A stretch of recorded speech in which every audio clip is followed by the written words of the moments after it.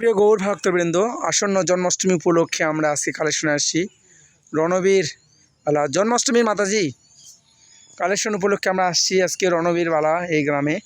এটা করতোয়া নদীর তীরের এই পাশে ঘাট পাড়। তো আমরা এই পাশে কালেকশনে আসছি। আমাদের সঙ্গে কালেকশনে আছেন আমাদের সঙ্গে গৌর মদক প্রভু এবং আমি আছি। খুব সুন্দর গ্রামের প্রকৃতি পরিবেশ, এত সুন্দর একটা পরিবেশ দেখুন। এটা আমাদের শেষ কালেকশন, আমরা শেষ বাড়িতে কালেকশনে আসছি। আমাকে একটু দেখাও না, হরে কৃষ্ণ। সুপ্রিয় গৌর ভক্তবৃন্দ, আমরা আজকে এই রণবীর বালা গ্রামে আসছি, করতোয়া নদীর ঘাট পাড়।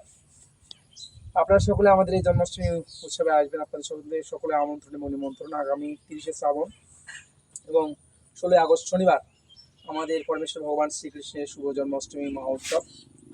আপনারা সকলে আসবেন। এই আবির্ভাব তিথিতে আপনারা সকলে উপবাস পালন করবেন। ভগবান শ্রীকৃষ্ণ তিনি দুষ্টের দমন, শিষ্টের পালন এবং পৃথিবীতে ধর্ম সংস্থাপন করার জন্য তিনি আবির্ভূত হয়েছেন।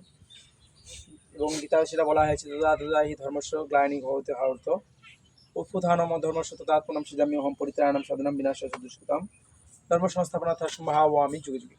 তো ভগবান এই পৃথিবীতে আবির্ভূত হয়েছেন তিনটি কারণ আপনারা সবাই জানেন: দুষ্টের দমন, শিষ্টের পালন এবং পৃথিবীর ধর্ম সংস্থাপন করার জন্য।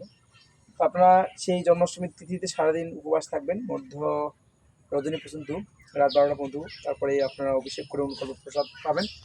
এবং প্রতি বছরের নয় আমাদের শিব ইস্কন মন্দিরে এটি আয়োজন করা হয়েছে। এবারও অভিষেক অনুষ্ঠান হবে, তৎসহ ভজন কীর্তন, ভগবান শ্রীকৃষ্ণের যে জন্মাষ্টমীর যে লীলা মহিমা আলোচনা হবে। তো আপনারা সকলে আসবেন এবং আপনাদের সকলকে আমন্ত্রণ জানাচ্ছি। পিছন যাও। তো আপনারা এই যে দেখছেন, এখানে আমরা মাতাজিকে নিমন্ত্রণ দিচ্ছি। তো মাতাজি যাবেন, নিমন্ত্রণ থাকলো। হরে কৃষ্ণ। আপনার জন্মাষ্টমী হচ্ছে শনিবার দিন, হ্যাঁ না, আরেকটা শনিবার, মানে শ্রাবণ মাসের 30 তারিখ আর হচ্ছে আগস্টের হচ্ছে 16 তারিখ। তো আপনারা সবাই আমাদের যাবেন। আমাদের মন্দির হচ্ছে উত্তর শাহপাড়া। আর এর মধ্যে আপনাদেরকে আমরা একটু বলতে চাই, সেটি হচ্ছে আমাদের ঝুলন যাত্রা চলবে। সেটি হচ্ছে আগামী মঙ্গলবার একাদশী থেকে, পবিত্র রূপিণী যে একাদশীর দিন থেকে, হ্যাঁ মঙ্গলবার থেকে বলরাম পূর্ণিমা পর্যন্ত এই 5 দিন ব্যাপী এই ঝুলন যাত্রা মহোৎসব হবে। তো আপনারা সেখানে আসবেন। হরে কৃষ্ণ।